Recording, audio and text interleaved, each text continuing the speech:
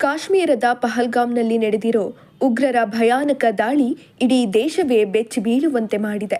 ಭಯೋತ್ಪಾದಕರ ಅಟ್ಟಹಾಸಕ್ಕೆ ತಕ್ಕ ಪಾಠ ಕಲಿಸಲು ಭಾರತ ಸಜ್ಜಾಗಿದ್ದು, ಪಹಲ್ಗಾಮ್ ದಾಳಿಕೋರರನ್ನ ಹುಡುಕಿ ಹೊಡೆಯುತ್ತೇವೆ ಎಂದು ಪ್ರಧಾನಿ ನರೇಂದ್ರ ಮೋದಿ ಪ್ರತಿಜ್ಞೆ ಮಾಡಿದ್ದಾರೆ.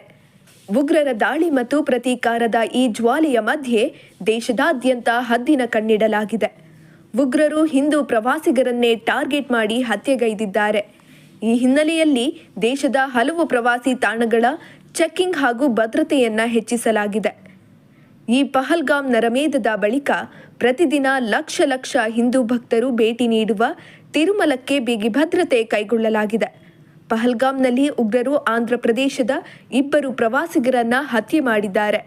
ಈ ಹಿನ್ನೆಲೆಯಲ್ಲಿ ಸದ್ಯ ತಿರುಪತಿ ಬೆಟ್ಟದಾದ್ಯಂತ ಹೈ ಅಲರ್ಟ್ ಘೋಷಿಸಲಾಗಿದೆ. ತಿರುಮಲ ಬೆಟ್ಟಕ್ಕೆ ಈಗ ಖಾಕಿ ಸರ್ಪಗಾವಲು ಹಾಕಲಾಗಿದೆ.